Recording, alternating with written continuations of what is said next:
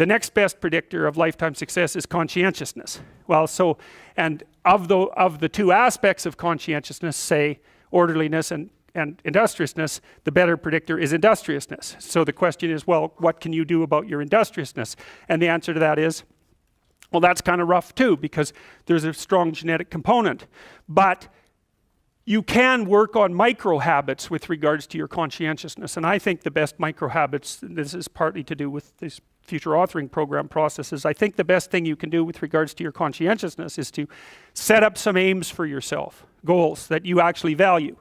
And the future authoring program helps people do that. And basically, it does a situational analysis of, it helps you do a situational analysis of your life more than a psychological analysis, I would say. And so the questions are something like, well, all right, you're going to have to put some effort into your life. And you need to be motivated to do that. And so what are the potential sources of motivation? Well, you could think about them in the big five manner. You know, if you're extroverted, you want friends. If you're agreeable, you want an intimate relationship. If you're disagreeable, you want to win competitions. If you're open, you want to engage in creative activity. If you're high neuroticism, you want security. Okay, so those are all sources of potential motivation that you could draw on, that you could tailor to your own, you know, your own personality.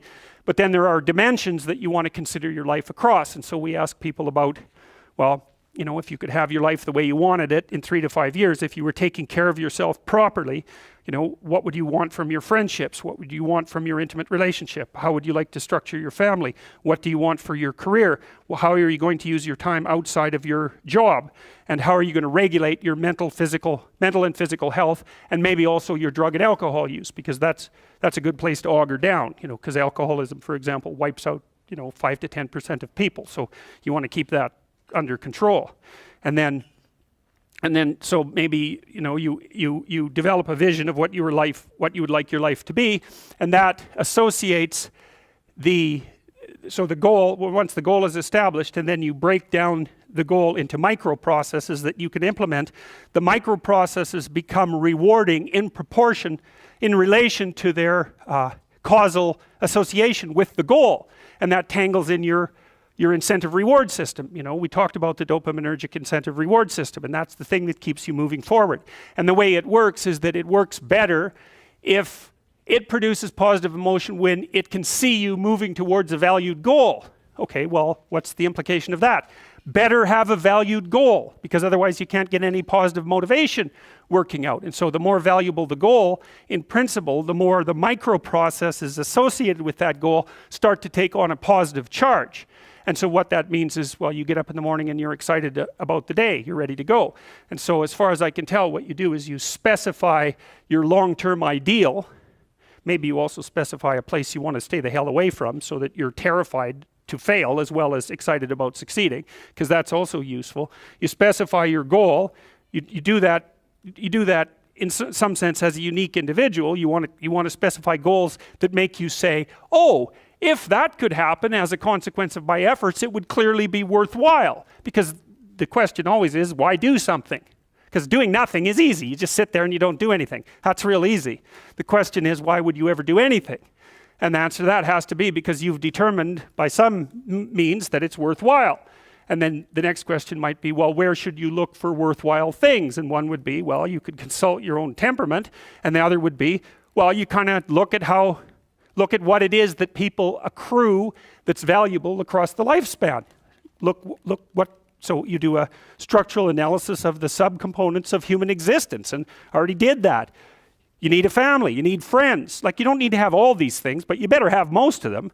Family, friends, career, educational goals, plans for, you know, time outside of work, attention to your mental and physical health, etc. You know, that's what life is about. And if you don't have any of those things, well, then all you've got left is misery and suffering. So that's a bad deal for you. So once you set up that goal structure, let's say, and that's really in many ways that's what you should be doing at university. That's exactly what you should be doing, is trying to figure out who it is that you're trying to be, right? And you aim at that, and then you use everything you learn as a means of building that person that you want to be. And I really mean want to be. I don't mean should be, even those things are going to overlap. And it's important to distinguish between those because that's partly, and this is back down to the micro routine analysis. So if I was saying, well, you're going to try to make yourself more industrious. Okay, number one, specify your damn goals, because how are you going to hit something if you don't know what it is? That isn't going to happen. And often people won't specify their goals too because they don't like to specify conditions for failure. So if you keep yourself all vague and foggy, which is real easy because that's just a matter of not doing as well, then you don't know when you fail. And people might say, well, I really don't want to know when I fail because that's painful. So I'll keep myself blind about when I fail. That's fine, except you'll fail all the time then. You just won't know it until you've failed so badly that you're done. And that can easily happen by the time you're 40. So I would recommend that you don't let that happen. So that's willful blindness, right? You could have known, but you chose not to. Okay, so once you get your goal structure set up, you think, okay, if I could have this life, it looks like that might be worth living, despite the fact that it's going to be, anxiety provoking and threatening, and there's going to be some suffering and loss involved and all of that. Obviously, the goal is to have a vision for your life such that all things considered, that justifies your effort. Okay, so then what do? Well, then you turn down to the micro routines. It's like, okay, well, this is what I'm aiming for. How does that instantiate itself day to day, week to week, month to month? And that's where something like a schedule can be unbelievably useful. Google Calendar. It's like, make a damn schedule and stick to it. Okay, so what's the rule with the schedule? It's not a bloody prison. That's the first thing that people do wrong. They say, well, I don't like to follow a schedule. Well, it's like, well, what kind of schedule are you setting up? Well, I have to do this, then I have to do this, then I have to do this, and then I just go play video games because who wants to do all these things that I have to do? It's like, wrong. Set the damn schedule up so that you have the day you want. That's the trick. It's like, okay, I've got tomorrow.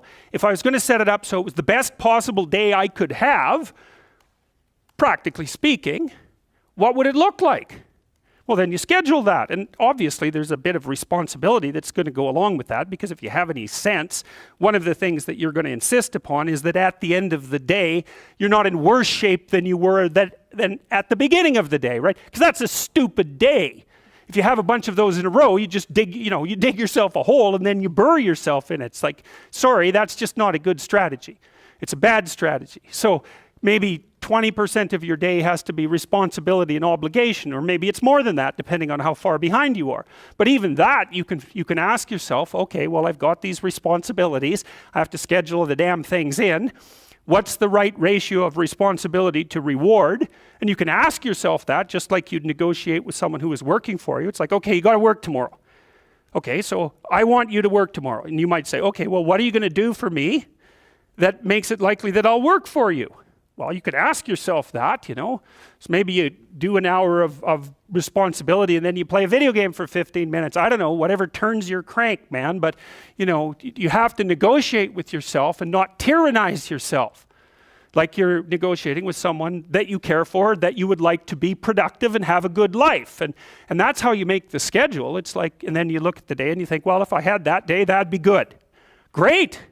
And you're useless and horrible, so you'll probably only hit it with about 70% accuracy, but that beats the hell out of 0, right? And if you hit it even with 50% accuracy, another rule is, well, aim for 51% the next week, or 50.5% for God's sake, or because you're going to hit that position where things start to loop back positively and spiral you upward. And so that's one way that you can work on your conscientiousness, is plan a life you'd like to have. And you do that partly by referring to social norms. That's more or less rescuing your father from the belly of the whale. But the other way you do that is by having a little conversation with yourself about, as if you don't really know who you are, because you know what you're like. You won't do what you're told. You won't do what you tell yourself to do. You must have noticed that. It's like you're a bad employee and a worse boss. And both of those work, for you. You don't know what you want to do, and then when you tell yourself what to do, you don't do it anyways. You should fire yourself and find someone else to be. But my point is that you have to understand that you're not your own servant, so to speak. You're someone that you have to negotiate with, and you're someone that you want to present the opportunity of having a good life to. And that's hard for people because they don't like themselves very much. So, they're always like cracking the whip and then procrastinating, and cracking the whip and then procrastinating. And it's like, God, it's so boring and such a pathetic way of spending your time. And you know what that's like, because you probably waste like 6 hours a day. And I think we did an economic calculation about that a while back, right? Your time's probably worth $50 an hour, something like that. I mean, you're not getting paid that now, but you're young, and so this is investment time, and what you do now is going to multiply its effects in the future. So let's say it's $50 an hour, which is perfectly reasonable. So if you waste 6 hours a day, and you are, then you're wasting about $2,000 a week, or about $100,000 a year. So like, go ahead, but that's what it's costing you every hour. And you need to know what your damn time is worth. So let's say it's not $50, it's 30, whatever. Maybe it's 100, it's somewhere in that range.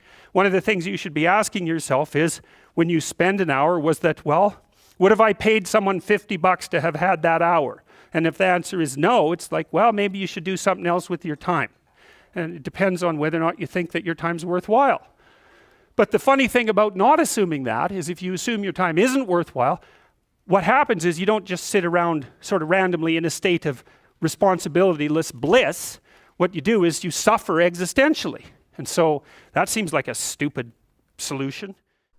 Hi guys, if you found Jordan's tips in this video helpful, we've broken them down into an easy to digest checklist that you can download for free by clicking on the link below the video, and we'll send it over to your inbox. Have a great day.